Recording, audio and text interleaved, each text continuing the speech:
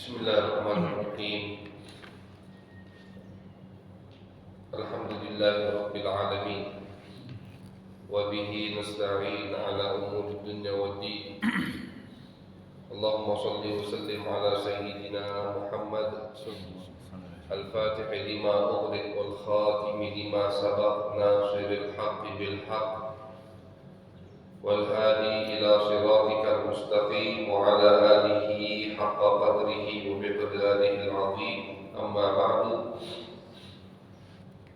Wa bisanadil muttasil ila al-muallif al-imam al-alim al-allamah al-muhaddits Abu Ya Sayyid Muhammad Alawi al-Maliki al-Hasani rahimahullahu ta'ala wa nafa'ana bihi wa bi'ulumihi wa bi'ulumi masyayikhina wa bi'ulumi sa'iris salihin fid daraini amin ila an-qal.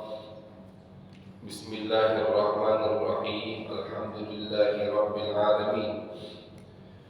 Wassalatu wassalamu ala asyrafil mursalin sayyidina Muhammad sallallahu alaihi wasallam wa ala alihi wa sahbihi ajma'in. Amma ba'du. Fa inna Allah subhanahu wa ta'ala khassa hadhihi al-ummata bi khasa'isah wa syarrafaha bi mazaya minha man faradat bihi anil umamis sabiqah falam yusharikha fihi musharikun wa lam yunafisha munafisun wa minha ma syarakaha fihi ghayruha walakinnaha mutamayyizatun anhum bil kamali wa tamam. Alhamdulillah, puji syukur kehadirat Allah subhanahu wa ta'ala, salawat dan salam kita haturkan kepada baginda besar Nabi Agung Nabi besar Muhammad sallallahu alaihi wasallam. Ma'asyiral hadirin wal hadirat jamaah yang dirahmati oleh Allah, alhamdulillah kita sambung kajian kita seperti biasa di subuh hari Sabtu pekan 2 dan pekan keempat daripada pembacaan kitab Khasaisul Ummah Al-Muhammadiyah, kelebihan khususiyah yang Allah berikan untuk umat baginda Nabi besar Muhammad sallallahu alaihi wasallam, yang mana kita membaca kitab karya Abu Ya Sayyid Muhammad Alawi al-Maliki al-Hasani. Sudah kita terangkan, sudah kita dengarkan muqaddimah dari beliau yang berkaitan dengan basmalah, yang berkaitan dengan hamdalah, yang berkaitan dengan salawat dan salam kepada baginda besar Nabi Agung Nabi besar Muhammad sallallahu alaihi wasallam. Kemudian beliau melanjutkan muqaddimah atau kata pengantar dengan mengucapkan kalimat amma ba'du. Amma ba'du itu sebagian ulama mengatakan yang pertama kali mengucapkan kalimat amma ba'du adalah Nabi Yuna Dawud alaihi salam. Amma ba'du. Jadi amma ba'du ini kalimatul fasli. Amma ba'du kalimatul fasli, kalimat untuk pemisah dari dari bismillah, dari alhamdulillah, dari salawat kepada Nabi, untuk menyambung ke kata-kata yang ingin disampaikan oleh si pembicara. Ya, kalau kita kan ada muqaddimahnya dulu. Muqaddimah, kata penyambut, kata pengantar dengan mengucapkan bismillah, puji syukur kehadirat Allah, salawat kepada Nabi. Ketika mau ke inti pembicaraan itu dipisah dengan kalimat amma ba'du. Kalau kita perhatikan para khatib pasti setelah muqaddimah, yaitu muqaddimahnya basmalah, hamdalah, shalah ala Rasulillah, mereka mau masuk ke inti pembicaraan, diawali atau dipisah dengan amma ba'du. Namanya kalimatul fasli. Sebagian ulama mengatakan yang pertama kali mengucapkan kalimat amma ba'du itu adalah Nabi Dawud alaihi salam. Nabi Dawud yang pertama kali mengucapkan kalimat amma ba'du. Wa fi riwayah, dalam riwayat lain disebutkan yang pertama kali mengucapkan kalimat amma ba'du itu bukan Nabi Dawud tapi Sayyiduna Qusay, kakek daripada baginda Nabi besar Muhammad sallallahu alaihi wasallam. Jadi kalau kita baca nasabnya Nabi Muhammad bin Abdullah bin Abdul Muttalib bin Abdi Manaf, itu terus nanti ada yang namanya Qusay. Qusay, ya. Qusay ini termasuk kakek Nabi yang banyak sejarahnya. Semua kakek nenek moyang Nabi besar Muhammad SAW memiliki sejarah yang mulia, yang agung, memiliki sifat yang mulia. Yang termasuk paling banyak yaitu adalah Qusay. Bahkan hari yang mana di setiap minggu kita kumpul sholat berjamaah wajib, yaitu hari Jumat, itu sudah ada dari zaman Qusay.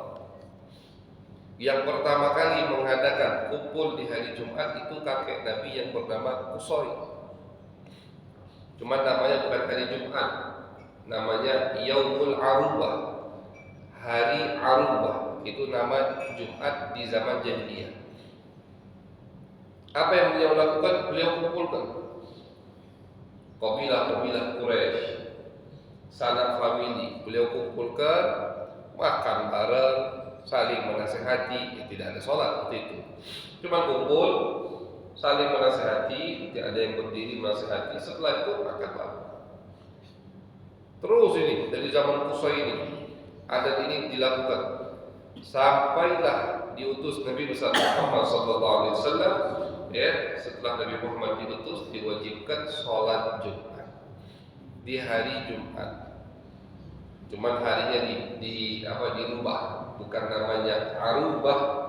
Kalau zaman Qusay sampai zaman Nabi belum diutus namanya Yaumul Arubah. Kalau untuk umat Islam namanya Yaumul Jum'ah, hari Jumat. Kalau yang tadinya cuma kumpul, nyambung tali silaturahim, makan bareng, di umat Nabi Muhammad SAW diwajibkan untuk sholat berjamaah, yaitu sholat Jumat. Itu pertama kali diadakan, atau pertama kali yang mengadakan kumpul di hari Jumat adalah kakek Nabi yang bernama Qusay. Jadi semua kakek nenek moyang Nabi besar Muhammad SAW itu mereka memiliki manaqib, memiliki kemuliaan yang sangat luar biasa. Jadi amma ba'du itu ada riwayat yang mengatakan pertama kali yang mengucapkan amma ba'du bukan Nabi Dawud, melainkan kakek Nabi besar Muhammad SAW yang bernama Qusay. Fa inna Allah subhanahu wa ta'ala khassa hadhihi al-ummah bi khasa'is wa syarrafaha bi mazaya. Abu Ya Sayyid Muhammad Alawi Al-Maliki mengatakan bahwasannya sesungguhnya Allah subhanahu wa ta'ala memberikan umat ini, yaitu umat baginda Nabi besar Muhammad SAW, dengan pemberian, dengan kelebihan yang dimuliakan oleh Allah Subhanahu wa taala dengan pemberian tersebut. Umat Nabi Muhammad sallallahu alaihi wasallam itu kita ini alhamdulillah menjadi umat yang termulia karena banyaknya pemberian Allah kepada kita. Banyak, seperti yang kita sampaikan, satu kitab ini dari awal sampai akhir isinya adalah kelebihan kita dari Allah Subhanahu wa taala. Kelebihan pemberian yang dengan kelebihan dan pemberian tersebut kita jadi umat yang termulia. Umat yang Nabi Musa pun ingin menjadi umat tersebut. umat yang dihasuti oleh umat-umat yang lain. Yahudi Nasrani itu hasut sama kita, iri.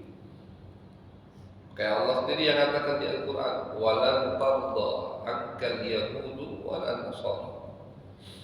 Gak akan Yahudi dan Nasrani itu suka sama kalian. Gak bakal.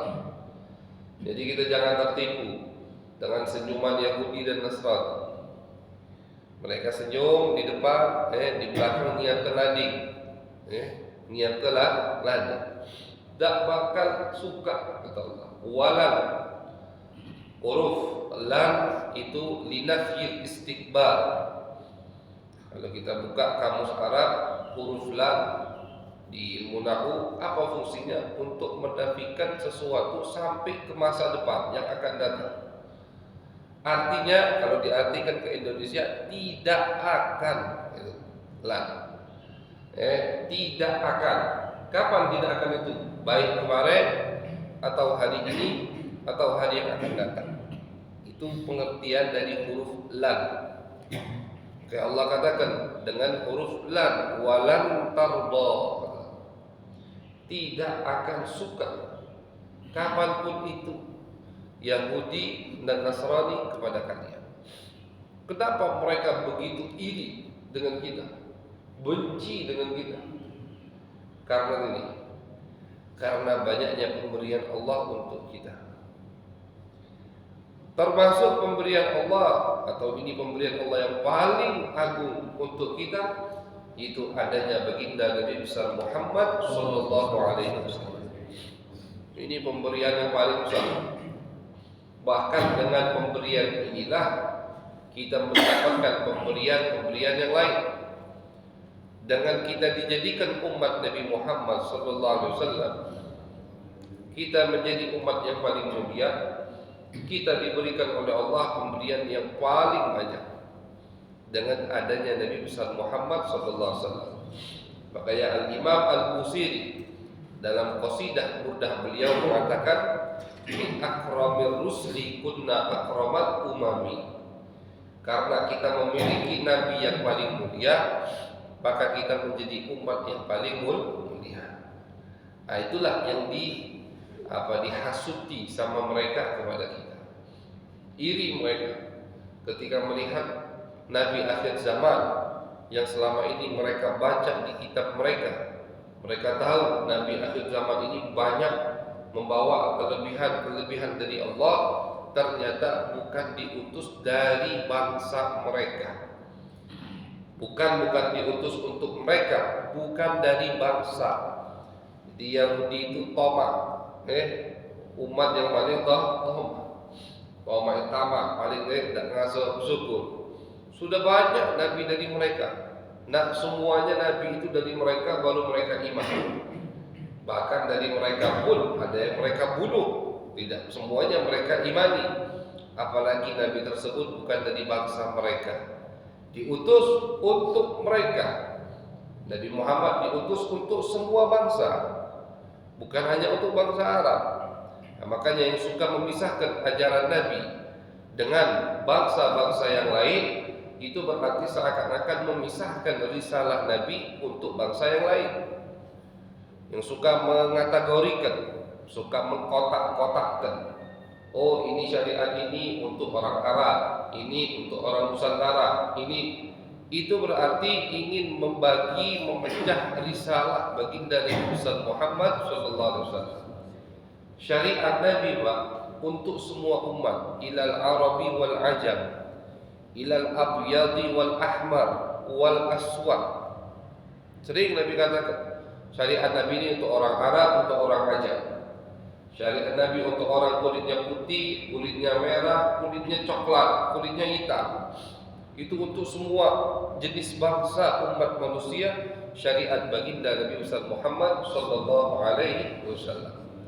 Jadi kata Abu Ya, Allah Subhanahu wa taala memberikan kepada kita pemberian-pemberian yang sangat luar biasa. Minha man faradat bihi anil umamis sabiqah. Di antara pemberian yang Allah berikan untuk kita, itu ada yang sama sekali tidak Allah berikan untuk umat sebelum kita. Jadi sama beliau, pemberian Allah untuk umat Nabi Muhammad, kelebihan yang Allah berikan untuk umat Nabi Muhammad itu dibagi dua sama aku ya. Dibagi dua. Yang pertama, hanya Allah berikan pemberian ini kepada kita umat baginda Nabi besar Muhammad SAW. Tidak ada untuk umat sebelum kita. Tidak nanti ceritanya ini terjadi untuk umat sebelum umat Nabi Muhammad. Nah, itulah yang akan dibahas oleh beliau dalam kitab ini. Salah satu contohnya yang akan beliau sebutkan nanti kita kaji. Salah satu contohnya adalah ghanimatul harbi, rampasan perang. Rampasan perang kalau untuk umat sebelum umat Nabi Muhammad SAW itu tak boleh diemeh. Mereka jihad. Umat jihad itu bukan hanya di syariat Nabi Muhammad. Di syariat sebelum syariat umat Nabi Muhammad sudah ada jihad. Mereka jihad, perang melawan musuh-musuh Allah, mengorbankan, mempertaruhkan nyawa mereka, mengorbankan waktu, tenaga, harta mereka. Tapi ketika menang, rampasan perang tadi dapat banyak, tak boleh diambil sedikit. Tak boleh. Bahkan termasuk tanda jihad mereka diterima oleh Allah Subhanahu wa taala kalau rampasan perang tadi dibakar sama Allah.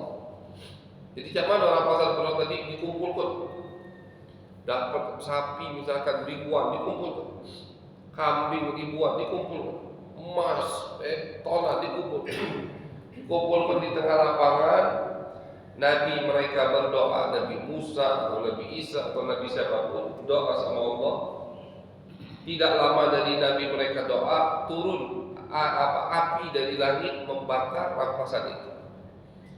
Kalau rampasan perang tadi dibakar, mereka senang. Kenapa? Tanda jihad mereka barusan diterima sama Allah. Jadi itu dah. Kalau rampasan itu tidak dibakar, tidak turun api dari langit, itu berarti apa? Berarti ini jihad kita ada yang salah. Ada yang tidak diterima sama Allah atau ada yang mencuri dari rampasan perang ini. Terjadi di zaman Nabi Musa. Ketika Nabi Musa sudah mengumpulkan rampasan perang, Nabi Musa doa sama Allah, tidak turun api untuk membakar ghanimah tadi. Tidak turun. Akhirnya Nabi Musa kumpulkan pasukannya. Ayo Nabi Musa, jujur, siapa yang membakar rampasan perang? Ini pasti ada yang maling. Ada yang tangannya nakal. Tolong buat Nabi Musa, jangan binasakan kita semua. Akhirnya kau ngembek apa? Bukan ngembek emas berapa kilo, ngembek sapu tangan cuma. Jadi dari rampasan perang itu ada sapu tangan yang dia sukai. Dia ambil sapu tangan tadi, dia pakai, ditaruh di kantor, dan diterima sama Allah. Harus sapu tangan tadi ditaruh di situ. Setelah sapu tangan tadi diambil oleh Nabi Musa, diletakkan di rampasan perang tadi, Nabi Musa doa lagi sama Allah, tidak lama turun api dari langit yang membakar semua rampasan perang. Nah, baru senang Nabi Musa. Alhamdulillah, jihad kita diterima sama Allah.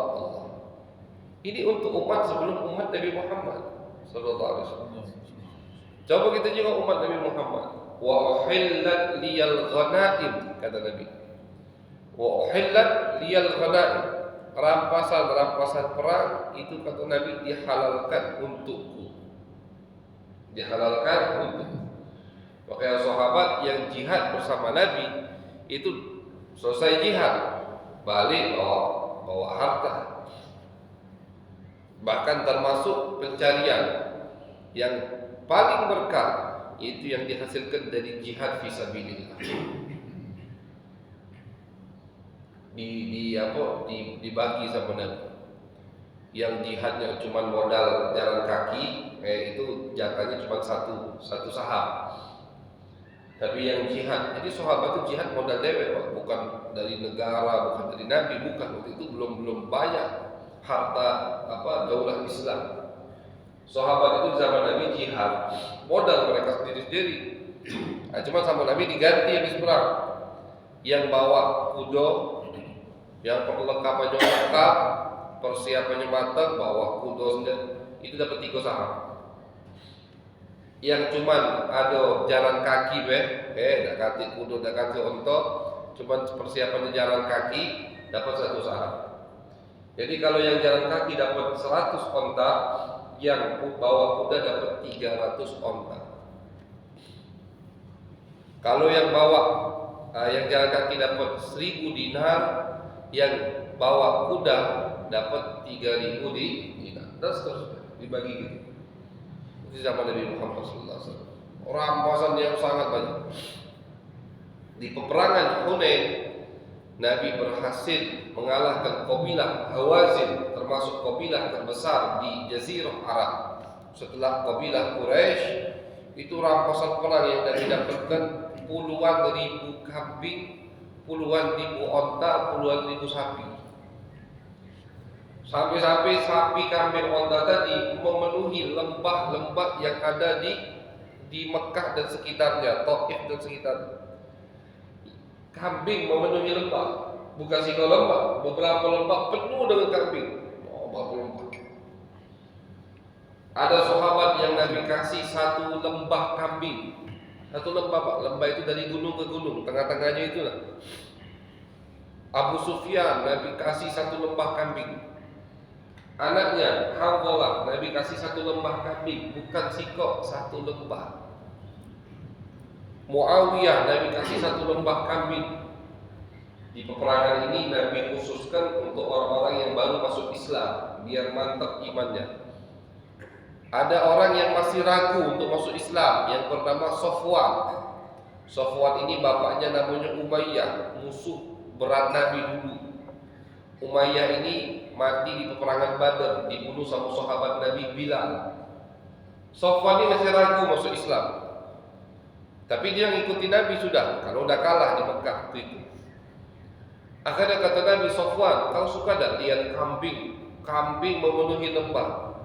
Kata Sofwan, wahai Muhammad, siapa yang tak suka dengan harta sebanyak ini? Kata Nabi, kalau begitu ini semua untukmu wahai Sofwan. Langsung seketika Sofwan mengucapkan 2 kalimat syahadat.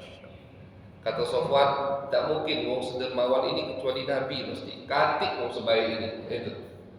Jadi Nabi memberikan orang-orang yang masih baru masuk Islam atau ragu untuk masuk Islam demi kemantapan keimanan mereka. Dan seterusnya bukan di zaman Nabi. Di zaman Sayyidina Umar bin Khattab, ketika kerajaan Persia runtuh, itu rampasan perang, kekayaan yang ada di istana dibawa ke Madinah dan tidak kasih tempat sampai dikaparkan di lapangan. Saking banyaknya. Kerajaan Persia terkenal dengan kerajaan 1000 tahun. Tiangnya itu Pak dari emas, tiang itu dari batu yang berharga. Kerajaan tapi zalim, rakyatnya miskin, rajanya kaya. Kerajaan 1000 tahun.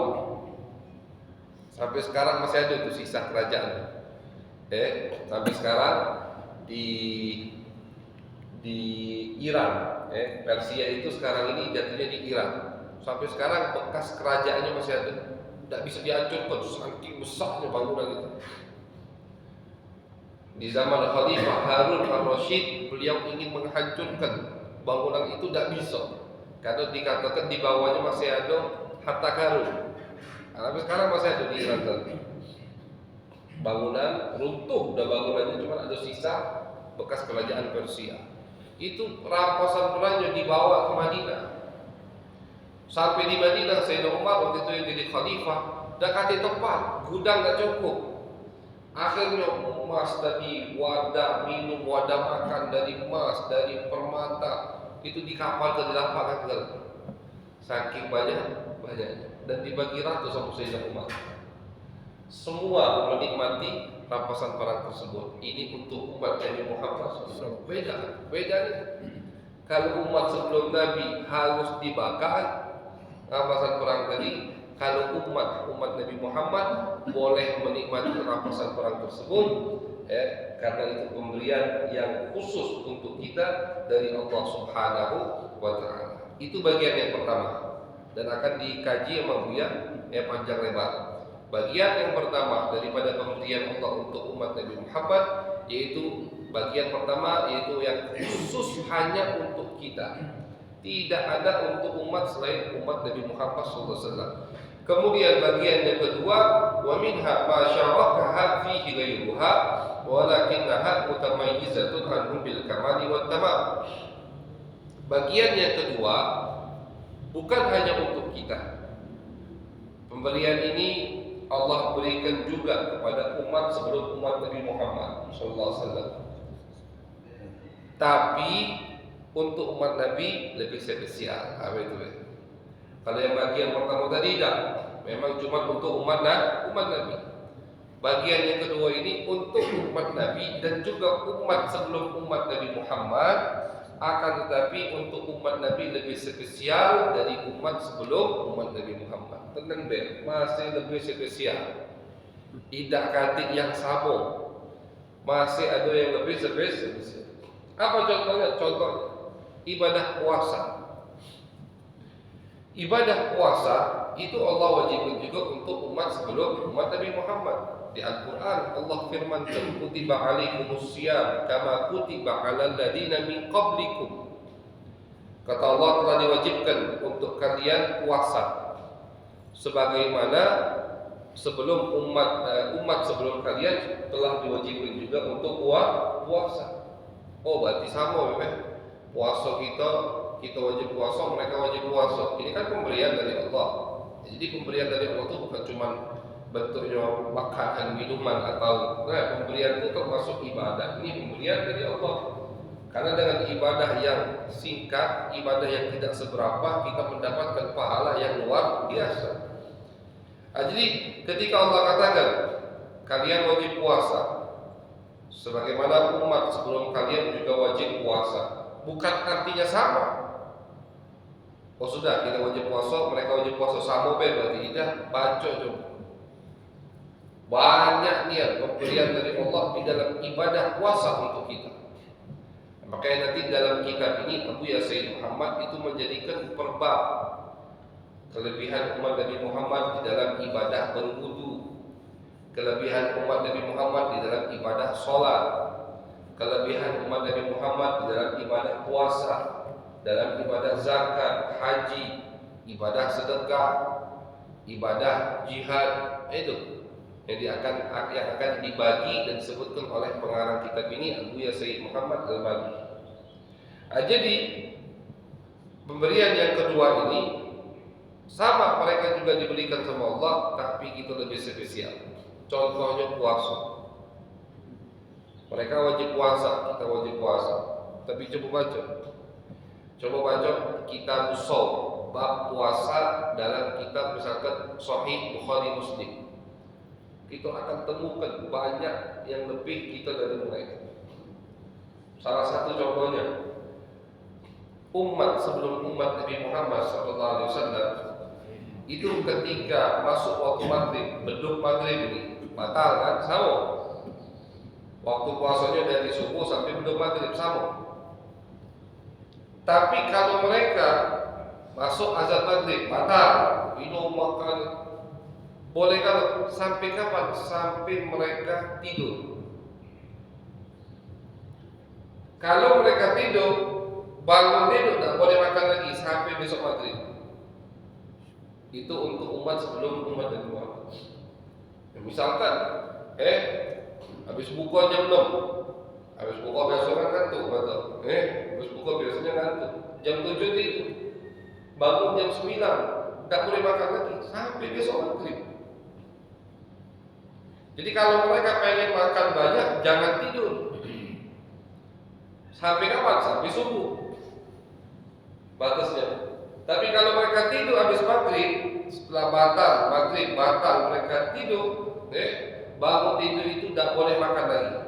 Itu untuk umat sebelum umat Nabi Muhammad. Bahkan ini pernah Allah cicipi sebentar untuk umat Nabi Muhammad. Sahabat di awal tahun diwajibkan puasa seperti ini hukumnya. Allah cicipi sedengan. Kadang Allah sengaja mencicipi itu biar tahu bagaimana kelebihan umat Nabi Muhammad. Allah cicipkan. Di awal puasa tahun kedua Hijriah itu sahabat begitu hukumnya. Azan maghrib mereka boleh batal. Habis batal jangan tidur. Kalau tidur bangun dan boleh makan lagi. Sampai terjadi satu cerita. Ada sahabat Nabi, lupa Al-Faqir saya mau namanya, beliau ini masuk waktu maghrib, makanan belum siap. Akhirnya makan dengan kurma dan air. Kata istrinya, tunggu, aku carikan dulu makanan. Nunggulah lakinya, ketiduran. Lagi nunggu, ketiduran. Belum masuk nasi ini. Istilahnya kalau kita sekarang belum masuk nasi, baru takjil. Belum masuk nasi, ketiduran. Pas bininya balik ke rumah, bininya mengucapkan inna lillahi, ya Allah, laki aku siangnya tidur. Kadang pas habis dia bangun tak boleh lagi makan. Bangun lagi tadi makan siang, dia baru bangun, tak boleh makan lagi. Ini di Bukhari Muslim diceritakan. Akhirnya tidak makan.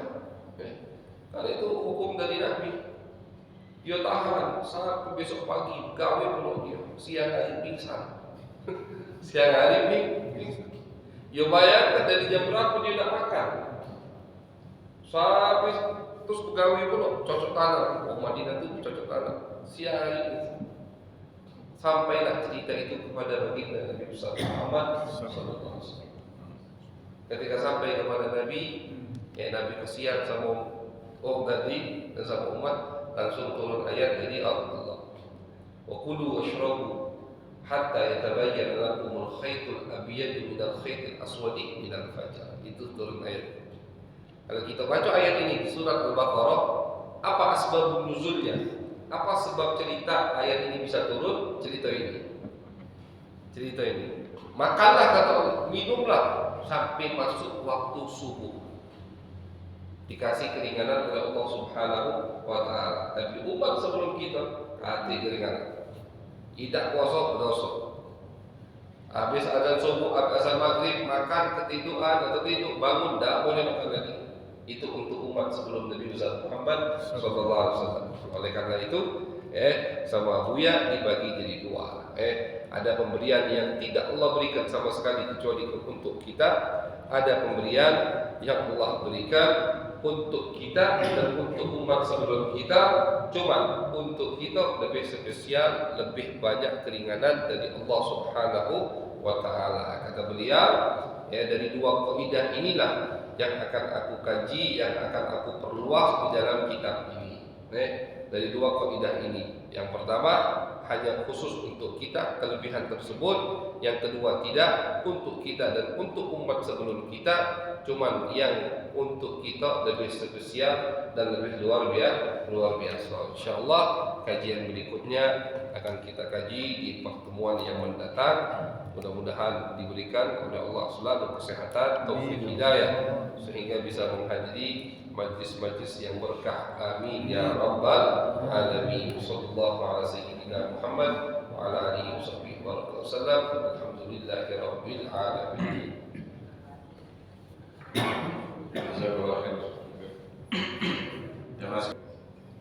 Jadi kelebihan pemberian Allah untuk umat Nabi Muhammad bukan hanya di dunia, di akhirat juga ada. Salah satunya syafaat Nabi Muhammad. Salah satunya umat Nabi Muhammad yang pertama kali masuk surga. Kita di umat terakhir, tapi yang pertama kali masuk surga. Itu termasuk pemberian dari Allah untuk kita yang nanti di akhirat. Jadi memang bersyukur itu ibadah yang paling susah. Makanya Allah Subhanahu wa Ta'ala itu mengatakan, Allah dewa yang ngomong di Al-Quran, wa qalilun min ibadiyas syakur. Sedikit sekali hambaku yang bisa bersyukur. Sedikit inilah yang tidak akan tergoda oleh setan. Iblis ketika diusir sama Allah dan bersumpah di hadapan Allah untuk menggoda keturunan Adam alaihissalam, Itu kata Allah dikasih izin sama Allah. Dikasih izin. Tapi Iblis ngomong sama Allah setelah Allah kasih izin. Ini ya bukan ancaman, istilahnya planning. Iblis di hadapan Allah, Iblis punya tahu planning. Aku akan goda mereka min baini aydihim wa min khalfihim wa an aymanihim wa an syama'ilihim. Aku akan datangi mereka ya Allah dari kanan, dari kiri, dari depan, dari belakang. Istilahnya dari segala sisi nak dikuda kita sama iblis. Nak dibikin was-was, nak disesatkan. Dan bakal putus asa. Kemudian lanjutan planning iblis di hadapan Allah, wala tajidu aktsarahum syakirin. Ya Allah, kamu tidak akan dapatkan dari orang-orang yang aku goda, yang aku sesatkan, pandai bersyukur. Jadi kata iblis, yang bakal aku goda, aku sesatkan, itu yang tidak bersyukur. Iblis, kata ulama tafsir, Iblis tidak mengatakan wala tajidu aktsarahum musallin atau shaimin atau muzakkin. Iblis tidak ngomong kau tidak akan temukan banyak dari mereka yang sholat atau yang bersedekah, atau banyak tidak kau temukan dari mereka yang yang berzakat. Tidak. Yang Iblis omongkan, dari mereka nanti akan aku sesatkan dan banyak dari mereka tidak akan bersyukur. Maka kata Allah, dia sama Allah, wa qalilun min ibadiyah asy-syakur. Sedikit sekali hambaku yang pandai bersyukur. Yang pandai bersyukur ini yang tidak kena godaan iblis.